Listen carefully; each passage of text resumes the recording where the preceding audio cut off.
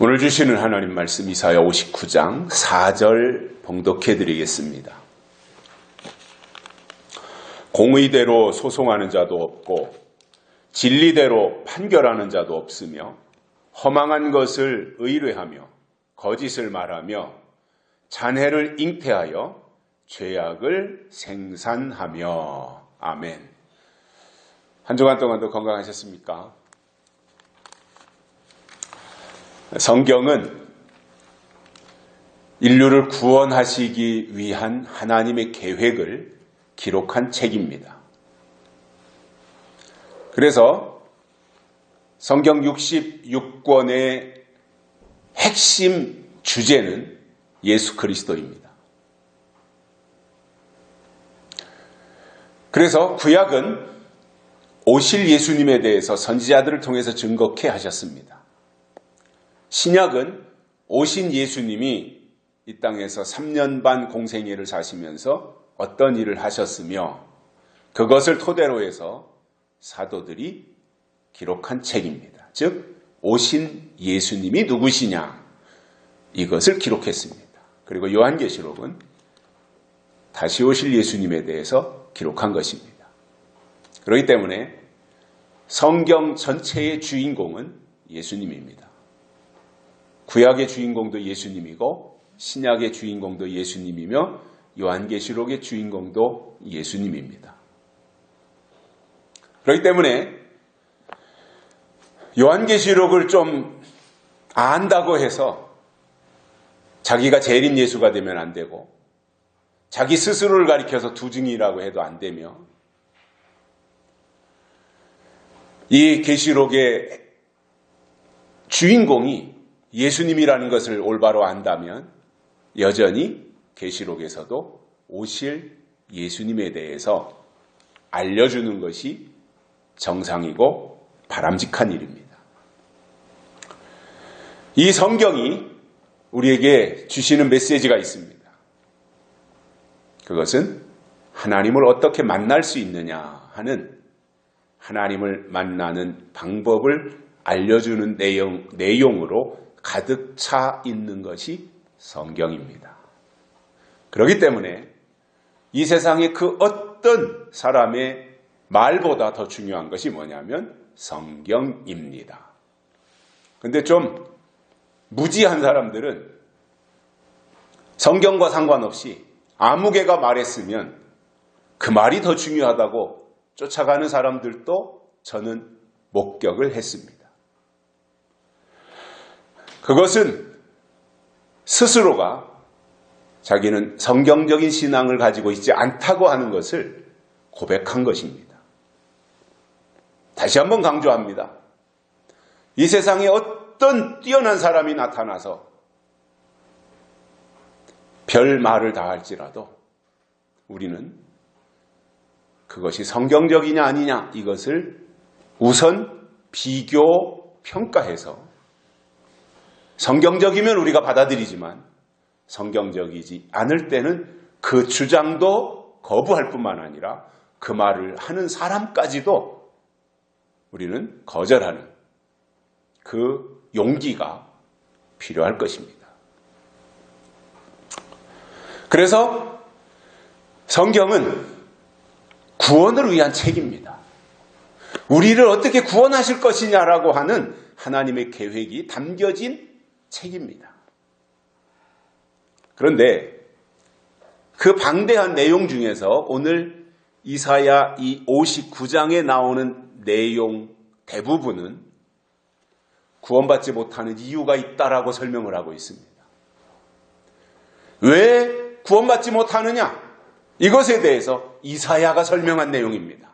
앞으로 몇 주 동안 이제 59장을 통해서 우리가 말씀을 듣게 될 텐데 1절에서 이렇게 말씀합니다. 여호와의 손이 짧아 구원치 못하심도 아니요 귀가 둔하여 듣지 못하심도 아니라 오직 너희 죄악이 너희와 너희 하나님 사이를 내었고 너희 죄가 그 얼굴을 가리워서 너희를 듣지 않으시게 함이니 이는 너희 손이 피해 너희 손가락이 죄악에 더러웠으며 너희 입술은 거짓을 말하며 너희 혀는 악독을 바람이라. 이렇게 이제 서두에서 설명을 해 주셨습니다. 그리고는 오늘 본문으로 이어지는데 4절을 통해 설명하시는 내용을 가지고 구원받지 못하는 이유 첫 번째 시간으로 세 가지를 깨닫고 은혜를 받겠습니다.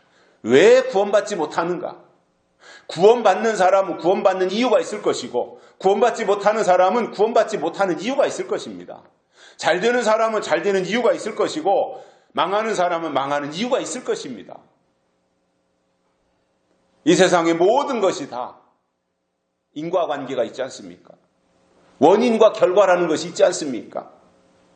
그러한 측면에서 볼 때 구원받지 못하는 사람들도 거기에 걸맞는 이유가 있다는 거예요.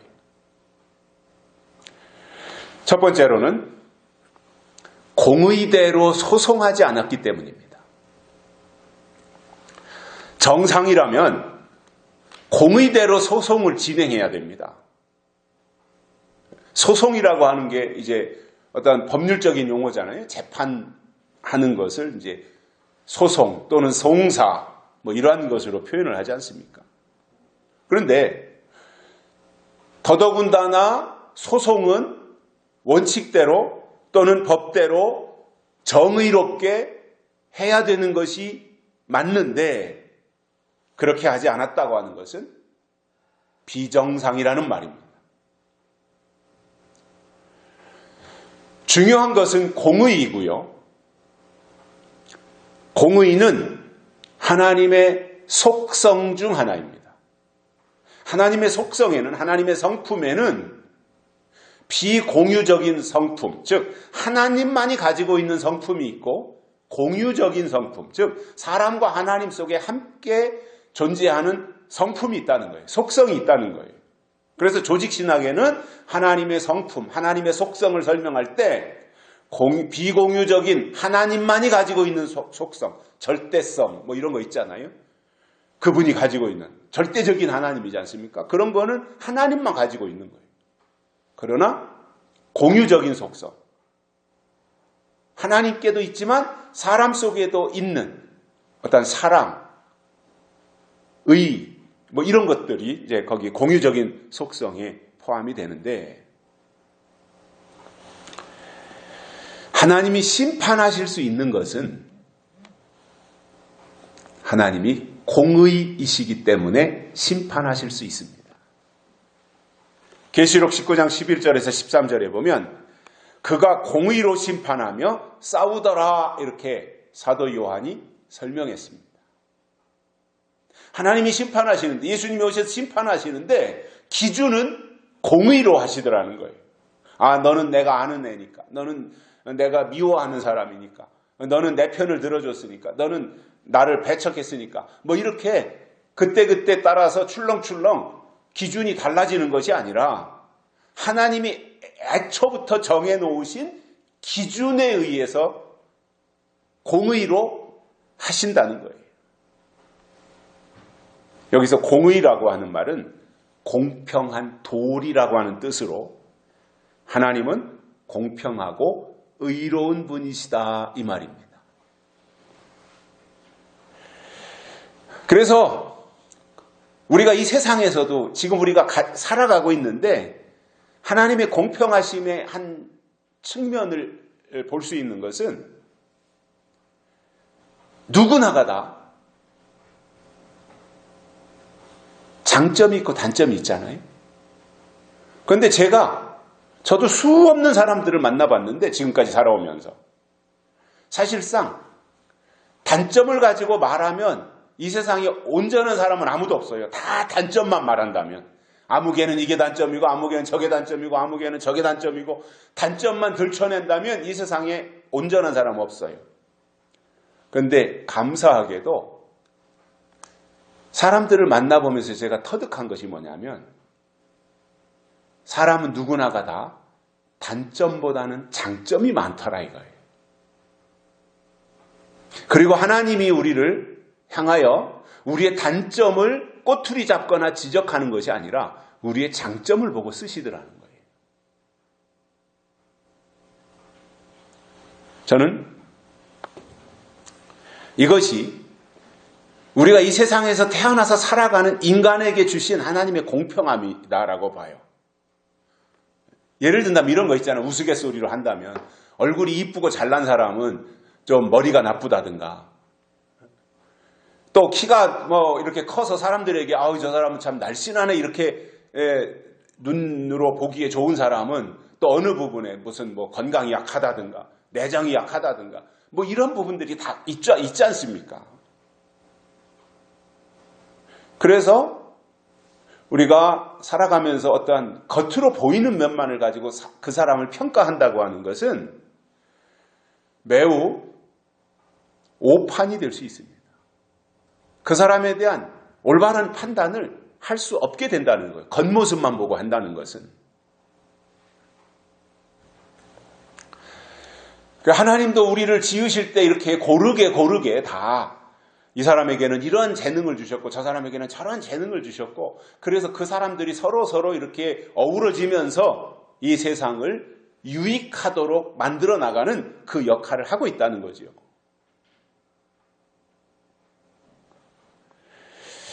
자, 우리가 이 심판에 대한 이야기들도 많이 듣는데 하나님만이 심판할 수 있는 이유는 그분이 이 세상을 창조하셨기 때문이기도 하지만 그보다는 하나님이 공평하시고 의로우신 분이기 때문에 하나님이 심판하실 수 있다는 거예요. 자, 이 법정에서 소송을 진행하는 데 있어서도 공의대로 해야 되는데 구원에서 배제된 이 악인들, 구원받지 못하는 이 악인들을 보면 의로운 방법으로 하지 않았다는 거예요. 의롭게 하지 않았다는 거예요. 그러니까 여러분, 하나님의 일을 하는 데 있어서 공의롭게 하지 않은 것 자체가 불법이다 그 말입니다. 말로는 얼마든지 그럴 수 있어요. 주의 이름으로 내가 선지자 노릇도 했고 귀신도 쫓아냈고 많은 권능도 행했다고 할 수 있지만 실제로 그 사람 내면을 들여다보니까 사사건건 공의롭지 못했다라고 하는 말입니다. 즉 하나님은 공의이신데 하나님의 속성 가운데 공의가 있는데 이 세상에서 하나님의 일을 한다고 하면서 권능도 행했고 귀신도 쫓아냈다고는 하는데 실제로 그 사람을 들여다보니 공의가 없더라는 거예요. 의가 없었다는 거예요. 하나님은 의이신데 그 사람 속에 의가 없었다는 것은 하나님의 사람이 아니라는 말입니다. 약간의 차이는 있겠습니다만은 사람에게는요, 사실 공의 또는 의가 하나님과 사람에게 함께 있는 공유적인 속성인 것은 맞지만 어느 일부분 조금 있겠지요.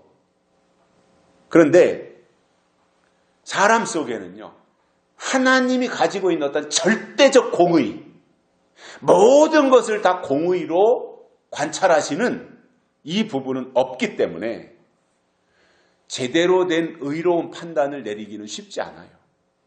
인간은 그렇습니다. 한계가 있기 때문에. 그런데 제가 말씀을 준비하면서 재밌게 깨달은 것이 있는데 뭐냐면 성경을 보면 구약은 히브리어로 기록을 했고 신약은 그리스어, 즉 헬라어로 기록을 했는데 구약 성경에 나오는 단어 중에서 공의와 관련한 것이 미시파트라는 단어와 최다카라는 단어가 있습니다. 이 미시파트는 공평한 판단 또는 올바른 판단 또는 정의, justice라고 하죠. 영어로는 정의라고 하는 뜻인데 이것은 하나님의 기준에서 무엇이 옳고 무엇이 그른지에 대해서 가르칠 때 미시파트라고 하는 단어를 썼다 이겁니다. 구약 성경에서. 그런데 또 하나 최다카는 의로운 행동이라는 뜻으로서 거짓말하지 않는 것, 그리고 강한 위치에 있는 사람이 연약한 자를 향해서 억압하지 않는 것을 말할 때 사용하는 단어가 최다카였습니다. 그래서 모세 5경의 율법은 모두 미시파트와 최다카의 올바른 적용에 대해서 설명을 했고, 모세 5경은 그 다음에 선지서에 가서 보면은 하나님의 율법의 기준이 되는 미시파트와 최다카의 어긋남에 대한, 그것이 하나님의 의인데, 미시파트가 의이고 최다카가 하나님의 의인데, 그것에서 빗나가고 그것에서 어긋난 것에 대한 선지자들의 지적이고 책망이었던 것입니다. 그게 기준이었다 이겁니다. 미시파트가 기준이었고 최다카가 기준이었다 이겁니다. 의이었기 때문에 그 자체가. 그런데 그 의로부터 벗어나니까 선지자들을 통해서 니들이 지금 빗나갔다 제자리로 돌아와라. 너희가 지금 잘못 가고 있으니까 빨리 제자리로 돌아와라. 이것에 대해서 지적했더라는 거예요. 그래서 하나님이 정해주신 기준에서 어긋난 사람들에게 평강이 임하지 않습니다. 하나님이 제시한 기준이 있어야, 그리고 그 기준이 지켜져야, 그리고 그 갈대지팡이와 같은 그 잣대가 있어야 거기에 하나님의 평강이 임하는데, 그 자체가 없는데 어떻게 평강이 임하냐 말이에요. 그런 사람들에게 하나님의 은혜가 임하겠습니까? 그런 사람들에게 하나님의 지혜가 임하겠습니까? 하나님의 뜻을 깨달을 수 있겠냐는 거예요. 의로운 판단을 하지 아니하고 또 의로운 행동을 하지 않는데 그들 속에 하나님의 의를 보내주시겠냐는 거예요. 우리가 여기서 발견해야 되는 것은 하나님이 주신 의를 기본으로 삼고 살아갈 때 하나님의 의가 임하고, 그리고 하나님의 약속 안에서 우리가 살아갈 때 진정한 샬롬의 평강을 주신다는 것입니다. 하나님이 주시는 이 샬롬의 평강은 우리의 조건을 뛰어넘는 것입니다. 내가 지금 살고 있는 여건 속에서, 환경 속에서 모든 것이 다 잘 구비되고 갖춰져 있기 때문에 나는 평안하다, 나는 좋다, 나에게 평강이 있다, 이것이 아니라 광야에 있든 초막에 있든 움막에 있든 내가 살고 있는, 내가 처한 환경이 어떤 상황이었든지 하나님이 위로부터 내려주시는 것이 평강이더라는 거예요. 그게 가장 중요한 거지 않습니까? 아무리 다 갖춰놓고 살아도 늘 마음이 불안해 보십시오. 거기에 행복이 있겠습니까? 거기에 삶의 의미가 있겠습니까? 늘 불안한데 무슨 즐거움이 있겠습니까? 그런데 여건은 좀 열악할지라도 내 마음속에 하나님이 위로부터 내려주시는 평화가 있고 기쁨이 있고 위로가 있고 소망이 있다면 그 자체가 삶의 희열이 되고 즐거움이 되지 않겠어요? 이게 진정한 하나님이 히브리 백성들에게 약속하셨던 샬롬의 평화였던 것입니다. 그래서 히브리 민족들은 만날 때마다 샬롬 인사를 합니다. 샬롬, 평안하십니까? 하나님이 주신 평화가 있습니까? 샬롬. 우리는 안녕하시오, 진지잡시오시오, 이거 인사를 하고 있는데 히브리 민족은 단수가 높아가지고 샬롬 이렇게 인사를 하는 거죠.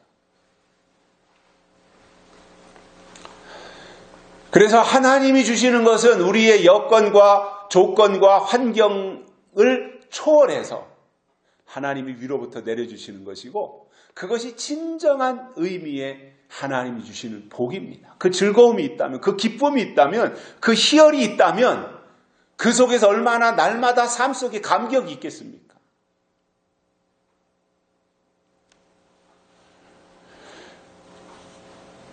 우리가 살아가면서 하나님이 주시는 감격이 늘 넘친다면 그것이 가장 큰 하나님의 선물이 되지 않을까 그렇게 생각을 하거든요. 물론 우리가 육신을 가지고 있으니까 육신의 것들도 생각을 해야 되고 그런 것들에 대해서 우리가 노력하고 수고도 해야 되지만 사실상 그 이상의 것은 하나님이 주시는 것을 통해서 얻을 수 있다는 말입니다. 그러니까 우리가 신앙생활을 하는 데 있어서 무대뽀로 믿습니다만 하는 것은 올바른 것이 아닙니다. 무조건 그냥 앞뒷말이 다른데 아멘만 요구하니까 그냥 아멘만 목청 터져라고 한다고 해서 그 사람이 신앙이 좋은 게 아닙니다. 아멘도 생각하고 해야 되잖아요. 어제는 어제는 저렇게 말했고 오늘은 이렇게 말하는데 어제 한 말과 오늘 한 말이 다른데 어제 저렇게 말할 때도 아멘, 오늘 전혀 다르게 정반대의 소리로 말하는데도 아멘 한다면 그 아멘한 사람의 신앙의 위치가 지금 어디에 있냐는 거죠.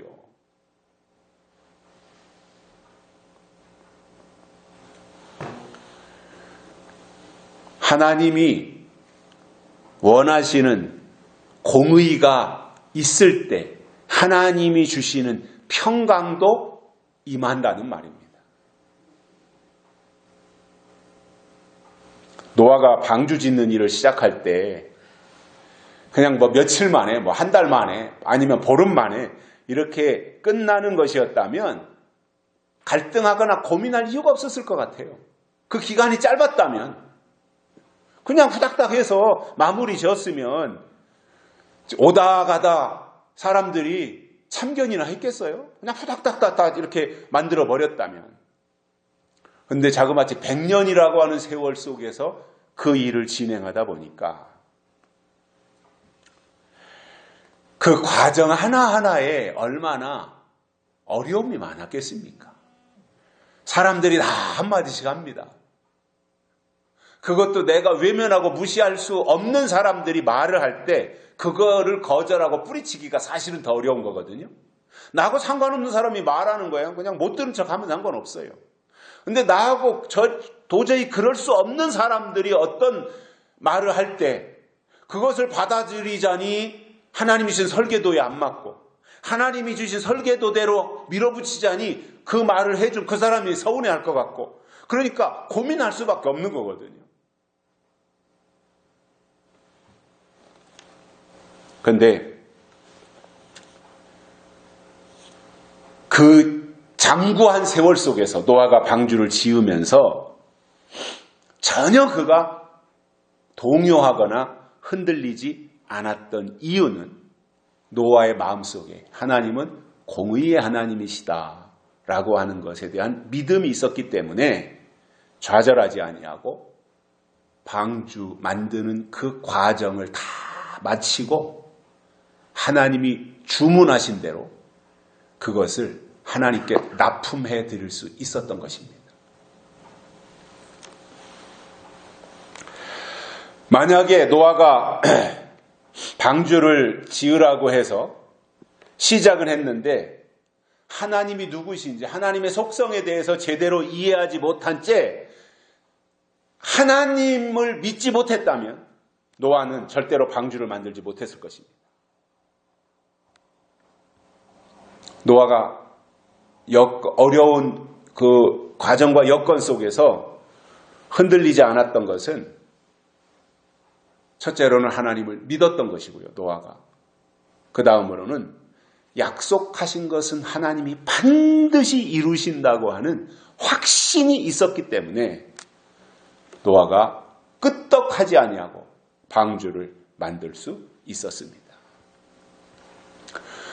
방주가 이제 다 완성되고 나니까 하나님이 약속하신 대로 홍수가 났고 노아의 가족들은 약속대로 구원을 받았습니다.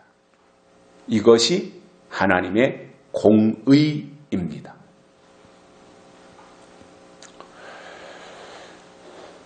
그래서 하나님이 공의의 하나님이시다라고 하는 것은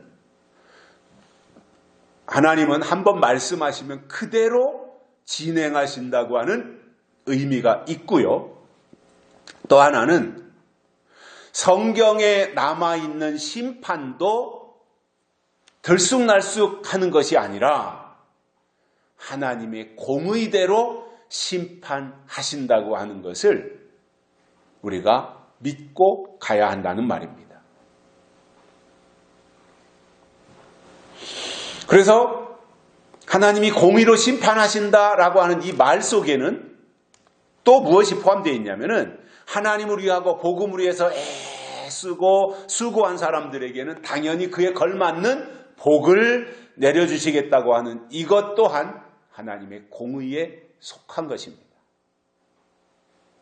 그래서 심판할 자들을 심판하시지만 상급을 줄 자들을 향해서는 상급을 주시는 것이 하나님의 공의의 영역이다 그 말입니다.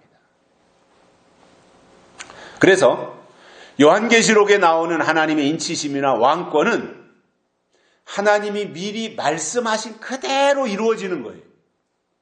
끝에 가서 예수님이 재림하실 때 이렇게 해라 이것이 아니라 마지막 때 될 일은 이미 2000년 전에 사도 요한을 반모섬으로 보내셔서 앞으로 될 일, 반드시 속히 될 일, 마땅히 될 일, 이 요한계시록의 사건을 사도 요한에게 미리 보여주셨고 그것을 들려주셨고 듣고 본 것을 요한이 반모섬에서 기록한 것이 요한계시록입니다.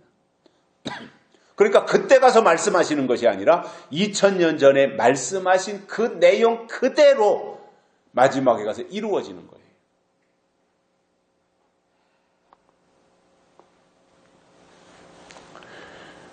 데살로니가 후서 1장 6절에 보면 이런 말씀이 있습니다. 너희로 환난 받게 하는 자들에게는 환난으로 갚으시고 환난 받는 너희는 우리와 함께 안식으로 갚으시는 것이 하나님의 공의시니 이렇게 말씀했습니다.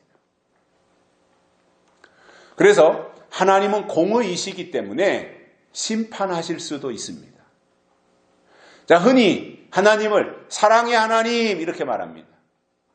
사랑의 하나님만 말하면 50점입니다. 사랑의 하나님일 뿐만 아니라 공의의 하나님이심을 알아야 됩니다. 심판하시는 하나님을 알아야 됩니다. 그래서 하나님 속에는 사랑의 부분도 있지만 공의라고 하는 부분이 똑같이 자리 잡고 있다는 거예요. 요한복음 1장 14절에서 예수님이 말씀하신 것을 보면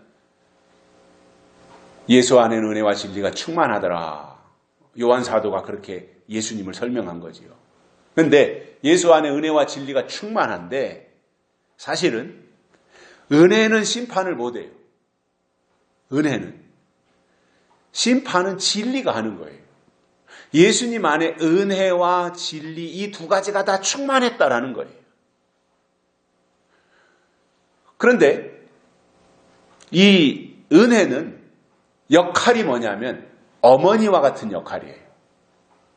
그러니까 무조건 사랑해주고 사랑으로 감싸주고 말썽 부리고 와도 사랑으로 감싸고 그래 네가 문제가 아니라 네가 친구를 잘못 만나서 그 친구 때문에 네가 그렇게 된 거지 너는 원래 나쁜 애가 아니었다라고 끝까지 자식을 옹호해 주는 것이 어머니예요. 내 자식은 절대 잘못한 게 없어요. 경찰의 입회하에서도 그건 내 자식의 잘못이 아니라고 말하는 게 어머니예요. 다만 친구 잘못 만나서 친구의 영향을 받아서 친구 때문에 그렇게 된 것이지 내 아이는 원래 그런 아이가 아니었다라고 끝까지 자기 자식 편들어주는 것이 어머니예요. 그래서 은혜는 어머니의 역할이에요. 그렇기 때문에 예수님도 말씀하신 것처럼 70번씩 7번이라도 용서하는 것이 은혜이고 이것이 예수님 안에 이 은혜가 있었다는 거예요. 용서가 있었고 사랑이 있었다는 거예요. 근데 문제는 뭐냐면 은혜는 한계가 있다는 거예요. 용서는 하는데 심판은 못하는 거예요. 반대로 진리는 아버지와 같아서 엄격합니다. 그리고는 아버지가 진리가 정해놓은 그 기준에 맞지 않으면 심판하는 일을 가차없이 진행하는 거예요. 그렇기 때문에 심판은 진리가 하는 것입니다. 그리고 그 심판 자체가 공의예요. 왜냐? 미리 이러면 안 된다, 이러면 안 된다, 이러면 안 된다. 이것을 다 말해놨는데 그걸 어겼기 때문에 심판하는 거잖아요. 그러니까 그게 공의라는 겁니다. 아무런 사전에 예고편도 없이 그냥 두들겨 팼다면 그거는 폭군이고 그거는 깡패들이 하는 짓이겠지만 아버지의 역할은 미리미리 다 예고편을 경고로서 날렸지 않겠습니까? 그런데 그것을 어겼을 때 심판할 수밖에 없다는 거예요. 저의 경우도 어렸을 때를 돌이켜보면 밖에 나가서 똑같은 잘못을 하고 돌아왔을 때 어머니가 저에 보인 반응과 아버지가 저에게 보인 반응은 정반대입니다. 부모님의 말씀을 내가 똑같이 어겼어요. 어머니, 아버지 다 부모님이신데 그 앞에서 내가 자식으로서 똑같이 어겼어요. 그런데 어머니는 저를 붙잡고 타이르시고 그리고 그러면은 안 된다라는 정도로 끝내십니다. 그러나 아버지는 늘 두려운 존재인데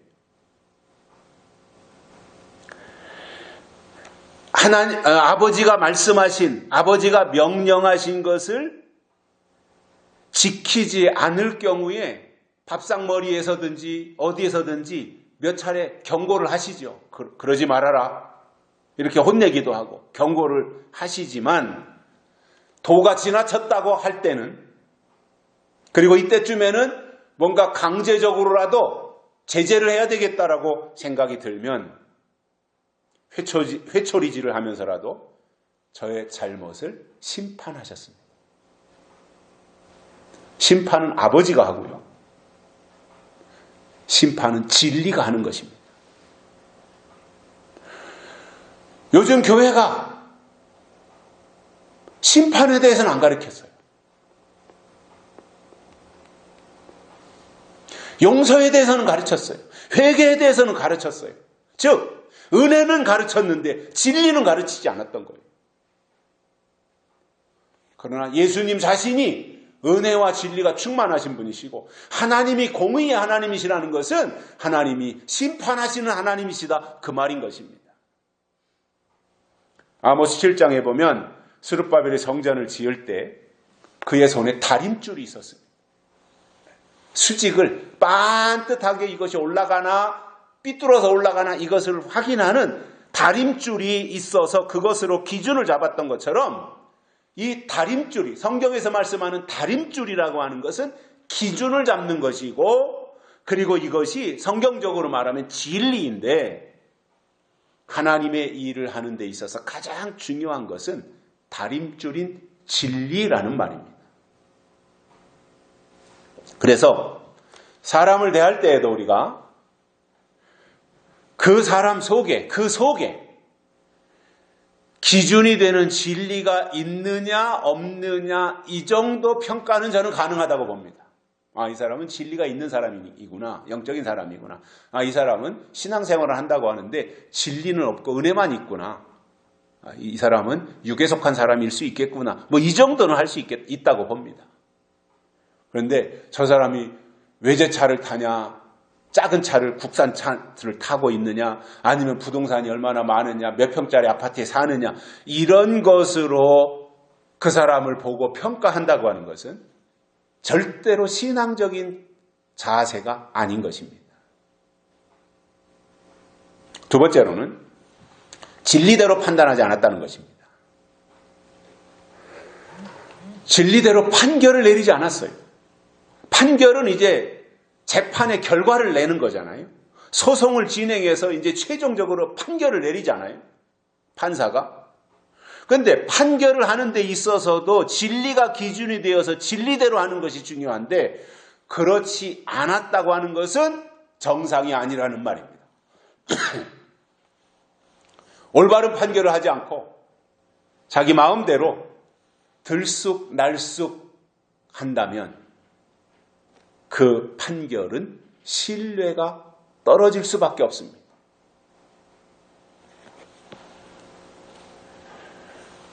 성경에도 보면 판결에 대한 내용들이 나오는데 판결한다고 하는 것은 심판을 의미하는 것이고요. 심판할 때는 정확한 근거와 기준에 의해서 그 사람이 무엇을 잘못했기 때문에 그 잘못한 것에 대한 대가로서, 잘못한 것에 대한 보응으로서 그 사람을 판결해야 옳은 것입니다. 그러니까 여기에도 필요한 것이 공의대로 판결해야 되는 거예요. 진리로 판결을 해야 되는 것이 맞는 것입니다. 그런데 진리대로 판결하지 않았어요. 자기 기분에 따라서, 자기 감정에 따라서, 자기 상황에 따라서 해버렸단 말이에요. 진리가 기준이고 진리가 법인데 진리대로 하지 않았다 그 말입니다. 진리가 왜 중요하냐면 진리는 하나님의 뜻이라는 말이에요. 진리라는 말은 바꾸어 말하면 하나님의 뜻이다 그 말이에요. 우리가 진리를 말하는데 이 진리가 뭐냐? 매 시대마다 나타내시는 하나님의 뜻을 다른 말로 진리다 이렇게 말하는 거예요.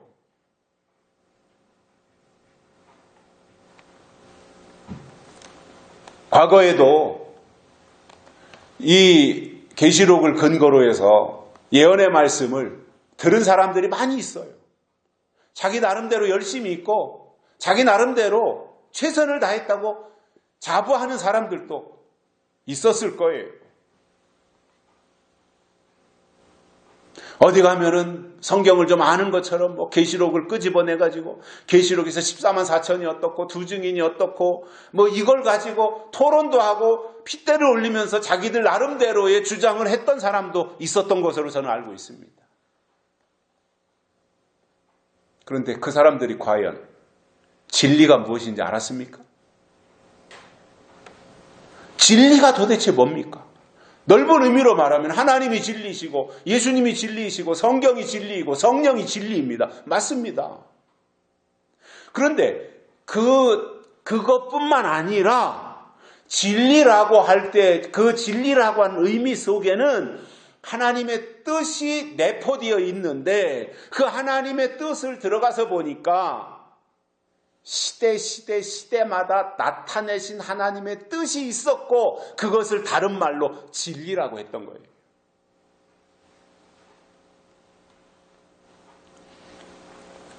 그래서 하나님의 부르심을 받고 신앙생활을 한다면 그 사람 속에 하나님의 뜻이 있어야 되는 것은 당연한 겁니다. 왜냐? 하나님의 뜻은 하나님이 주신 유전자이기 때문에, 하나님의 DNA이기 때문에, 하나님의 사람이라면 하나님의 유전자가 있는 게 정상이지 않습니까?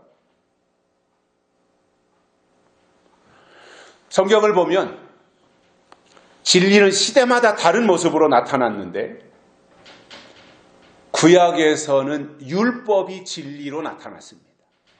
신약에서는 은혜가 진리로 나타났습니다. 계시록에서는 진리가 진리로 나타났습니다. 그러므로 성경적인 신앙을 가지고 있다면 당연히 그 시대에 하나님이 주신 진리가 무엇인지 알아야 되고 그래서 진리대로 믿고 진리대로 따르며 진리대로 판결해야 되는 거예요. 그런 의미에서 교회가 강조해야 하는 최고의 가치는 진리이고 그것이 있어야 하나님이 함께 하시는 증거가 되는 겁니다. 안타깝게도 오늘날 교회의 문제는 은혜의 단계에서 진리를 향해 앞으로 더 행진해서 나아가야 하는데 은혜의 끝자락에 와서 은혜에 머물러 있고 은혜에 멈춰 있으면서 오히려 율법으로 뒤로 후퇴하고 있는 것이 현실이고요. 앞으로 발전해서 하나님의 뜻을 향하여 더 나아가야 함에도 불구하고 그렇게 하지 아니하고 뒤로 가고 있다고 하는 것이 저는 이 시대의 문제라고 생각을 하고 있습니다. 은혜는 당연히 중요하지만, 왜냐하면 우리가 구원받는 것도 하나님 은혜로 되는 것이니까, 우리가 지금 살고 있는 것도 하나님 은혜로 사는 것이니까 은혜는 당연히 중요한 것이지만, 문제는 은혜가 변질되면 율법이 된다는 것입니다. 변질된 은혜가 문제가 되는 거예요. 섞인 게 문제가 되는 거예요. 섞인 게. 그러나 이 은혜가 때를 따라주시는 하나님의 뜻을 따르면 은혜는 당연히 진리의 단계로 나가게 되어 있습니다. 이 기로에 서서, 이 끝자락에서, 이 기로에서 뒤로 후퇴해서 율법으로 갈 거냐, 아니면 앞으로 나가서 진리로 갈 거냐, 교회는 그 부분에 대해서 심각하게 생각하고 진로에 대한 고민을 해야 되는데, 더 놀라운 것은 그러한 부분에 대한 고민조차도 없다고 하는 것입니다. 믿기만 하면 된다 이거예요. 교회만 다니면 나 천국 간다 이거예요. 그 싸구려 복음을 가르치는 그 사람들 속에 무슨 하나님의 뜻에 대해서, 하나님의 때에 대해서, 하나님의 법에 대해서, 하나님이신 진리에 대해서 무슨 고민이 있겠냐는 거죠. 그 고민이 없는데 그 사람들이 어떻게 환골탈태를 해서 신앙이 더 업그레이드 될 수 있겠냐는 거예요.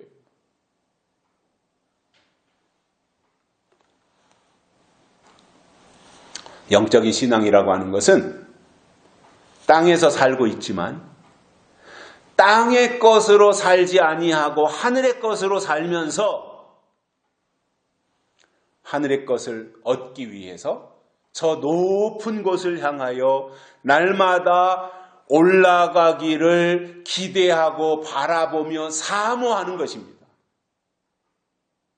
여러분, 우리가 영적인 신앙생활한다, 영적 한다 그래서 대단한 게 아닙니다. 사람들은 아무개가 어떤 교회가 뭐 영적인 교회라고 그러고 거기 교회는 다니는 사람들을 만나면 영적인 말만 해가지고 도대체 무슨 말을 하는지 모르겠다라고 생각할 수 있습니다.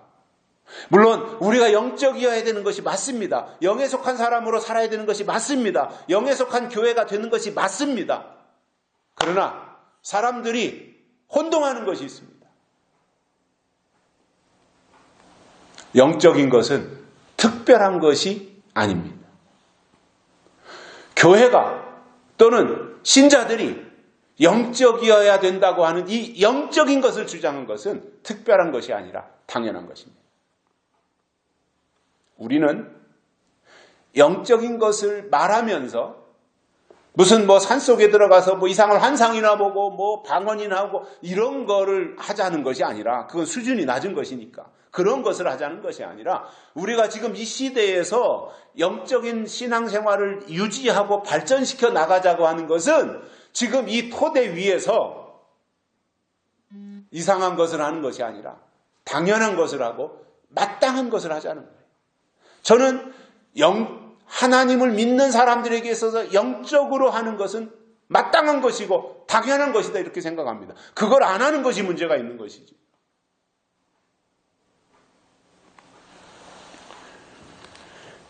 하나님의 일은 진리로 하는 것이고요. 진리대로 하는 것이 원칙이며, 판결을 하는 데 있어서도 진리대로 해야 됩니다. 하나님은 진리의 하나님이십니다. 예수님은 진리이십니다. 성령도 진리입니다. 성경도 진리의 말씀입니다. 왜냐? 하나님, 예수님, 성령, 성경도 다 그 속에 하나님이 때를 따라주시는 약속의 말씀이 포함되어 있기 때문에 진리라고 말할 수 있는 것입니다. 세 번째로는 허망한 것을 의뢰했기 때문에 구원받지 못한다는 말입니다. 정상이라면 참된 것을 받아들여야 되고 진실을 의지해야 되는데, 허망한 것을 좋아하고 허망한 것을 따라가며 허망한 것을 의뢰한다면 물거품처럼 모든 것이 순식간에 다 몰락하고 마는 거예요.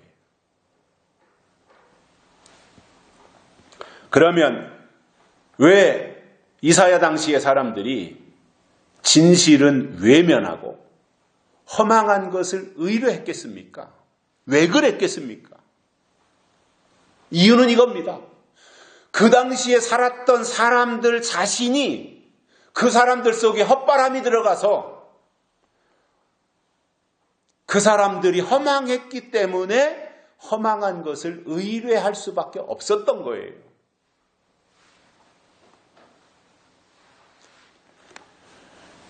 세상을 살면서 느끼는 것이 있는데 잘 되는 사람은 잘 될 일을 하고요. 안 되는 사람은 안 되는 일을 하더라 이겁니다. 안 되는 일을 한다고 해서 그 사람이 맨날 빈둥빈둥 놀고 아무것도 안 하는 게 아닙니다. 뭔가는 합니다. 그런데 안 되는 일을 해요. 왜 그런가 조사해보면 그 사람 주변에 안 되는 말을 해주는 사람들이 있어요.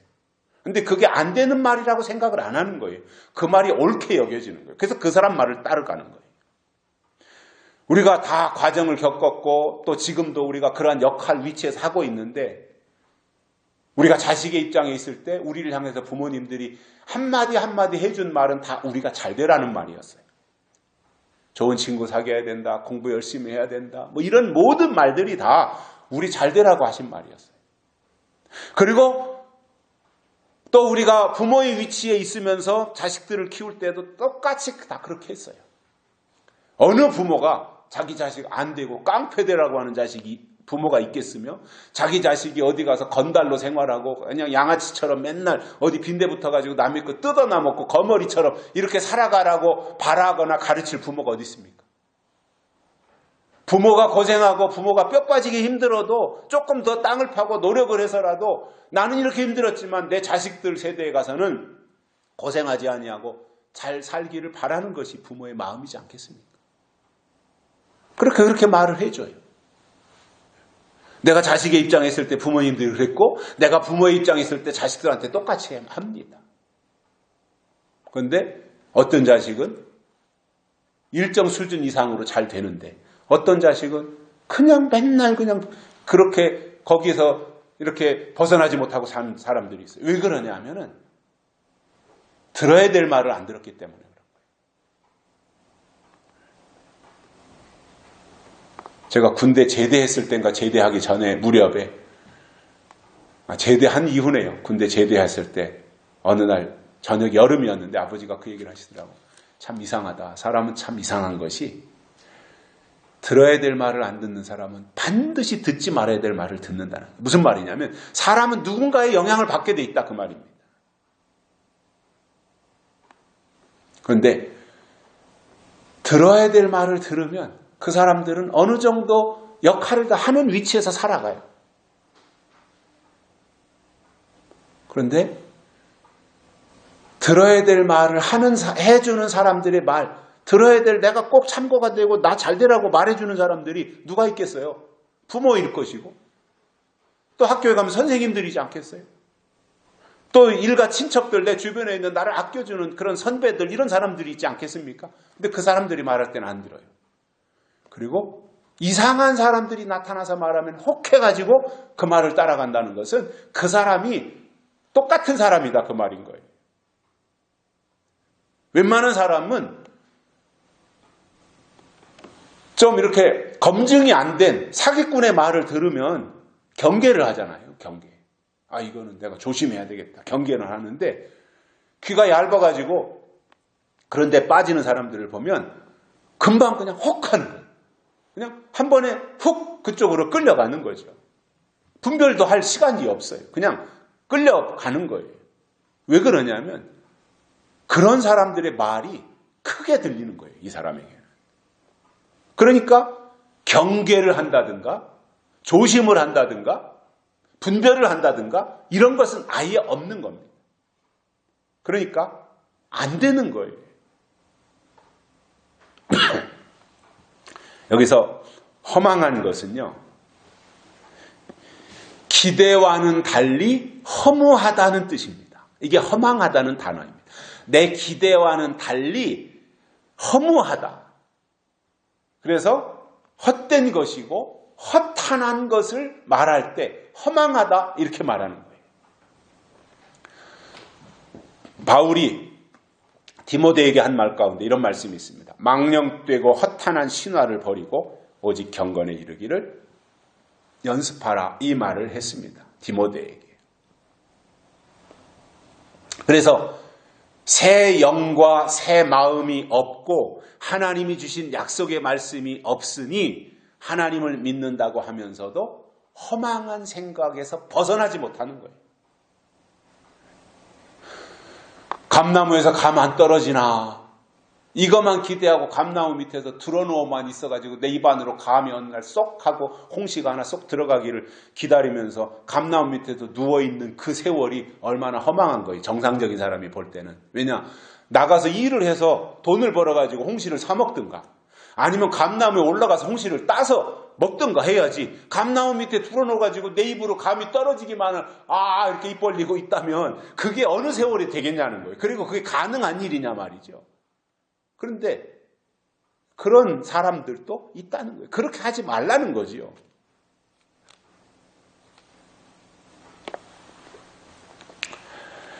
우리들의 입장에서 볼 때, 신앙적으로 우리들의 입장에서 볼 때 가장 허망한 것 중에 하나가 뭐냐면 이겁니다.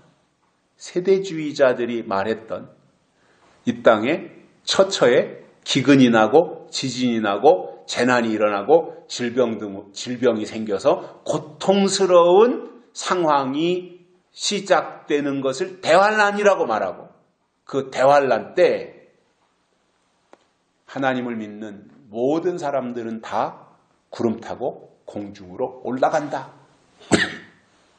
저는 오늘날 교회가 강조하는 것 중에 가장 허망한 말이 그거라고 저는 생각을 해요. 근거가 없어요. 근거가 있어야 되잖아요. 물론 구름 타고 올라가고 이런 얘기는 성경에 나오지만 그게 그것을 말하려고 한 것은 아닌데, 더 중요한 부분은 왜 말하지 아니하고 단순하게 나와 있는 그 구름 타고 올라간다 그 말 하나만 생각하냐는 거예요. 그 말과 연결되어서 더 중요하고 더 깊고 더 높고 더 넓은 얼마든지 필요한 설명들을 많이 할 수 있는데, 왜 구름 타고 올라간다 그 단어 하나에 매여서 거기서 벗어나지 못하고 그것만 기대하고 있냐는 거예요. 92년도에 다미선교회 이장님 목사 나와가지고 10월 28일 날 다 구름 타고 올라간다 했잖아요. 다 구름 타고 올라간다. 그래서 그때 PD수첩인가 무슨 방송국에서도 나가가지고 누가 구름 타고 올라가는 거 촬영했는데 아무도 안 올라갔어요. 휴거가 없었어요.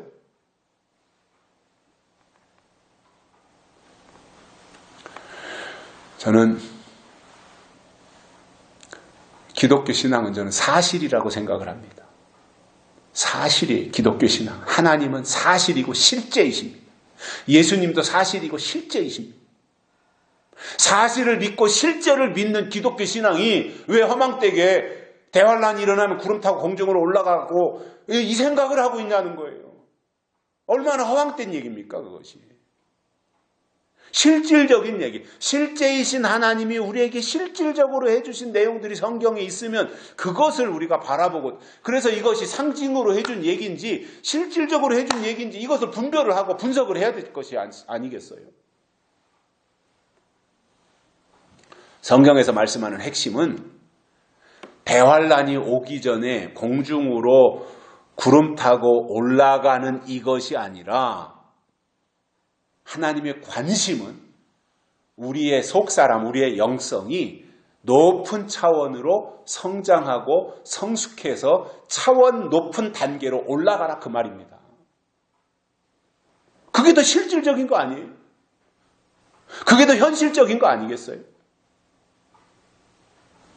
신앙을 가진 사람들로서 뜻과 목표를 정할 때도 도무지 실현 가능성이 없는 허황된 것에다가 두는 것이 아니라, 다니엘처럼 하나님의 약속에다가 뜻을 둔다면 약속에다가 둔 뜻은 때가 되면 이루어지지 않습니까? 허황된 것, 험황된 것 쫓아가지 말고 하나님의 약속의 말씀을 따라가자 그거예요.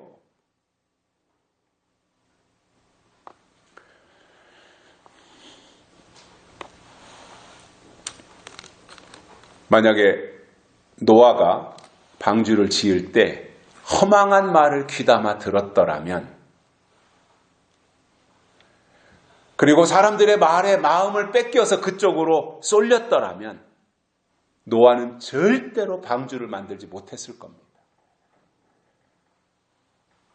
다니엘이라고 하는 사람이 바벨론에 포로로 잡혀갔을 때 왕의 진미, 제사상에 올라갔던 왕의 진미를 먹고 그들의 요구하는 말대로 했다면 다니엘이나 세 친구는 편했을 것이고 풀무불이나 사자굴에 들어갈 이유가 없었습니다. 그러나 이런 것도 있잖아요. 그들이 바벨론의 요구대로 했더라면 육신은 편했고 풀무불에도 안 들어갔겠지만 사자굴에도 안 들어갔겠지만 똑같이 뭐예요? 하나님의 살아계심을 증명하지 못했을 거예요. 그게 더 중요한 거잖아요. 하나님의 살아계심을 증명해야 되는데 바벨론의 요구대로 했다면 증명은 못했을 것입니다.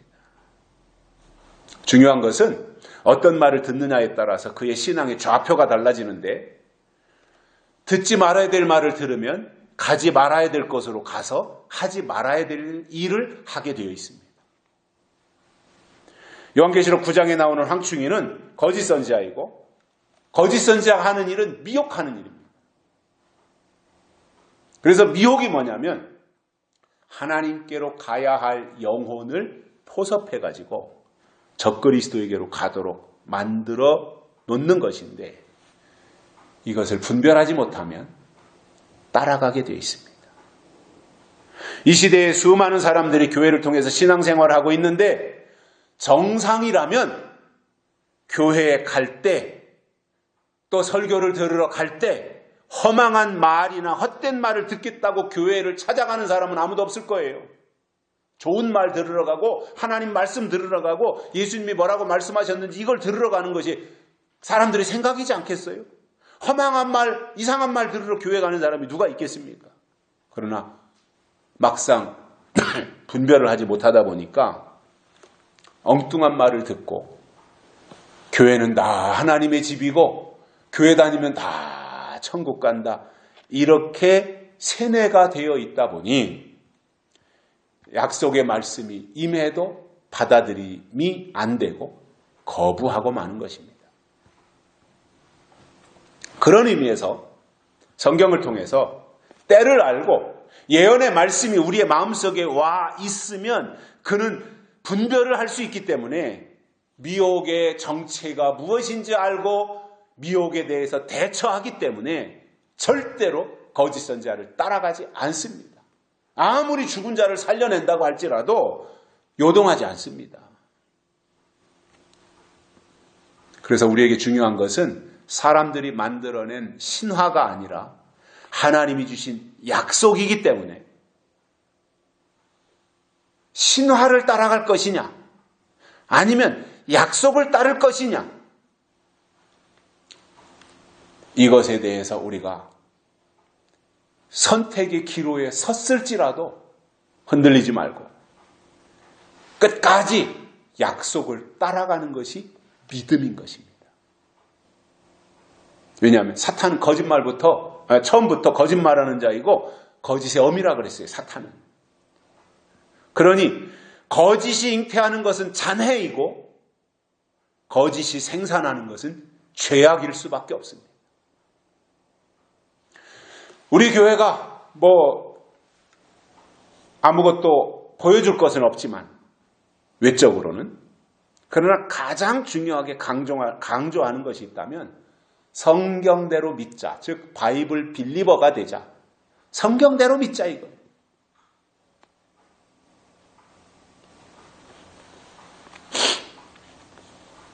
우리가 영적으로 깨어 있어서 악인들의 감언이설에 속지 말고 끝까지 성경에 충실하게 갔으면 좋겠습니다. 어떤 경우도 성경에 충실하자. 결론으로 이사야 선지자는 오늘 본문 4절에서 구원받지 못하는 이유가 무엇인지에 대해서 세 가지를 말씀해 주셨어요.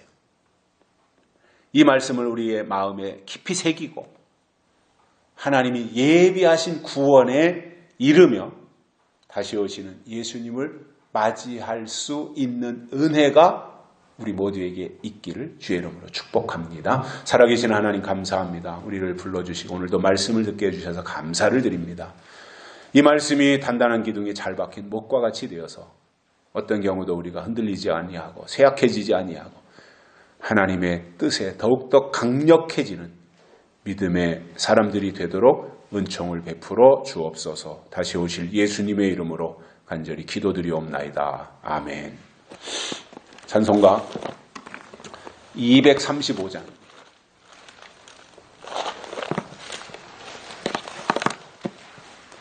235장 1절과 3절 부르시면서 헌금 드리시겠습니다. 253장 253장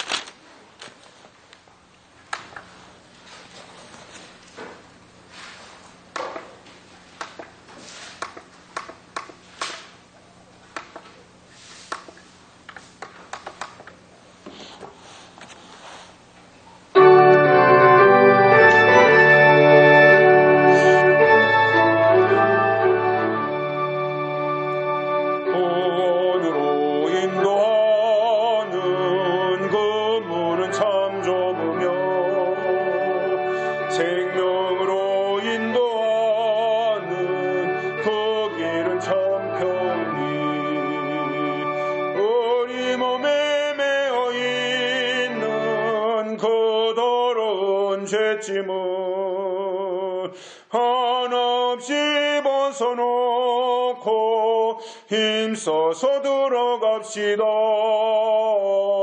구원으로 인도하는